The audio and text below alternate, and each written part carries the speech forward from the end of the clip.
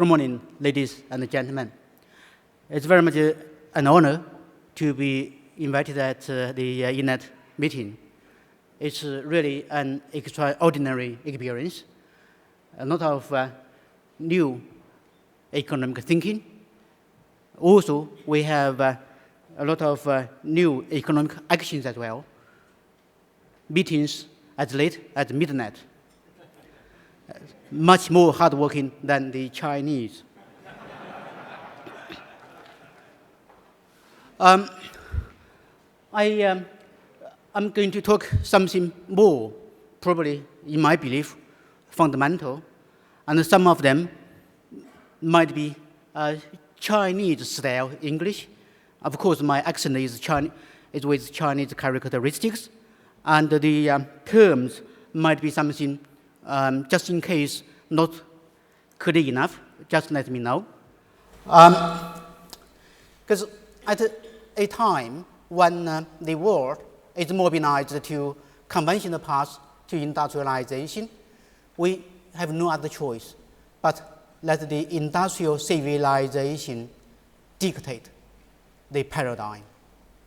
A rethinking of economics and politics necessarily requires a shift of civilizational views, that is, from industrial to ecological, something much more fundamental. The industrial civilization is something called totality of production and consumption styles and social institutions. The ethical background, the ethical foundation is utilitarian, as everybody knows here, and of course the driver is technological innovation. The relation with nature under such a civilization is very simple. The nature is an element of production and welfare function. And simply we conquest the nature instead of respect for nature. And the production, the purpose is very simple: profit maximization, just for profit. And the consumption, that's mass consumption, materialist pursuit of lifestyle and the quality of living. And of course, endless pursuit of material wealth. And then we have the problem, as everybody here sees, that is the social problem: inequality, poverty, and the economic, crisis, economic and the financial crisis come very often. And the environmental, the pollution problem, depletion of natural resources, and ecological degradation. And of course, the institutional problems. The institution cares more for capital, less for people and nature. Along with the process of industrialization, there has been critique about such a civilization. In the middle of 19th century, John Stuart Mill suggests that we must have a steady state economy. It's not an endless growth of the economy.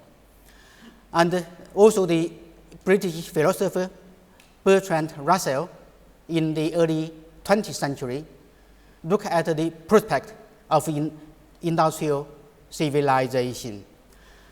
And in his view, the conflict is not between socialism and capitalism, but between industrial civilization and human nature.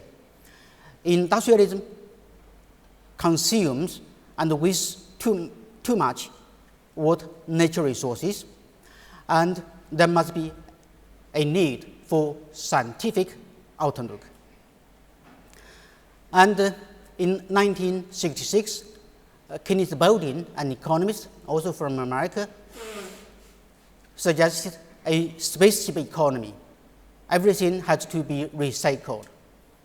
There is no room for endless waste of materials.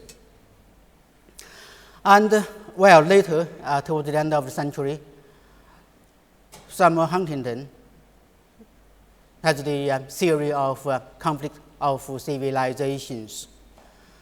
It's somewhat cultural and ethical, and there is no universal civilization. It's not modernization does not work, westernization is not acceptable, and then inevitably there is a conflict of civilization. There are some good suggestions. That is, from I think it's engineer Richard Duncan. He looked at the life expectancy of industrial civilization. That's only 100 years from the perspective of per capita energy consumption. And a geographer, I think that's Jared Diamond, in year 2005, looked at the 43 lost civilizations and gave 5 types of reasons. As you can see, all these reasons are linked to environmental degradation. That's very much unsustainability problems. Well, in the West, we have the campaign or some, ideas, eco-Marxism or eco-socialism. They would suggest that this might be an institutional repair for industrial civilization. They believe that the only way to get things right is to abolish the capitalist system, the capitalist institutions. The combination of ecological principles and socialism would build up a new model beyond the capitalist and the conventional socialism, a new type of socialist model that harmonizes man and nature. And then there is a need for shift of rationale from economic rationale, that's profit maximization, to ecological rationale, that's harmony. And in the view of eco-socialism, capitalist institutions are the source of unsustainability, because the endless pursuit for profit and accumulation of material wealth neglects environmental damage, and globalization accelerates the shift and widespread of ecological crisis. And we also have something called eco-colonialism.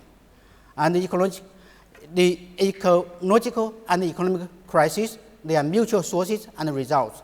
And of course, the inequality is actually the source of environmental pollution. And now we look at the case in China, whether we would follow the conventional path to industrialization under the industrial civilization. There's no room, actually, to pursue industrial civilization. Further, simply because there's no room. Look, currently, the urbanization rate in China is slightly higher than 50%, and we have a long way to go. And if we follow the materialist consumption pattern, and then we would have no future. We would have many of you may have been in Beijing and Shanghai. The traffic jams, the congestion. We have no land for roads. And also, a colleague of mine at the Chinese Academy of Social Sciences made an assessment and evaluation of the stages of industrialization in different provinces. We have 2 municipalities, that's Beijing and Shanghai. They have reached the post-industrialization stage, like the OECD member countries. And we have many coast provinces. They are at the late stage of industrialization. And we also have the inland provinces. They are still at the middle and early stage of industrialization. And then see how far we can go for industrialization. Look at the actual production, the manufactured goods. There's no further scope to expand the capacity. Steel production is something in year 2011, that's something, let me see the number, 883 million tons of steel. There's no need. So you don't have to worry, China will go that fast. Look at the color television. Let's see. There's been something, 122 million TV sets. That's 1 year's, production. We don't have the market. We don't have the demand for further expansion. So I think that the manufacturing capacity has reached or nearly reached its maximum level. And then we look at energy, because energy consumption has been increasing very fast, and there's huge concern. And China surpassed the United States to be the #1 energy consumer. And if you look at the United States and Europe, they are somewhat more stabilized. And then if this is to continue, if India is to follow the Chinese path, where we are going to have the energy resources available for the process, and the emissions, of course, because the developed OECD members countries have been very much stable and on the decline, where the developing world. But for China, I can assure you, the further growth is very much limited. In terms of per capita growth, the rich countries, they have been on a constant decline, while the latecomers, like the Chinese and the Indians, are on the increase. But it is my belief that they will meet the peak very soon. So for China, it's more urgent for paradigm shift than the rest of the world. Urbanization, we have a long way to go. Industrialization, there is limited room to go further. Social inequality, because the income disparity, regional disparity, and rural-urban disparity are real social problems. We cannot tolerate anymore. And of course, large-scale continual demand for exhaustible resources. Last year, year 2011, we imported 650 million tons of iron ore for production of raw steel. And ecological degradation, environmental pollution, climate change. All this, you must agree with me, there is no room for further simple expansion or growth of the economy. That is why we need to call for a civilizational shift from industrial civilization to ecological civilization. Now what is it? It is first used in early 1980s. In a narrow science, it's something, a moral and ethical behavioral norm for harmony between man and nature. In a broader science, it's the ethical respect for nature and social justice. And the production model is low input, circularity, and efficiency. Consumption, it must be green, resource saving, and healthy. And the institutions have to be inclusive, harmonious, and sustainable. And then the key features in our understanding of ecological civilization. The ethical foundation is justice, not simply equality, respect for nature, protect human rights. As efficiency would have 3 elements, that is ecological efficiency, economic efficiency, and social efficiency. And in terms of institutions, it has to be harmonious and inclusive, and the ultimate purpose is for human development. Of course, when this is debated in China, we do have a lot of concerns over the shift to ecological civilization. Some argue that we are still at the early stage of industrialization or mid stage of industrialization.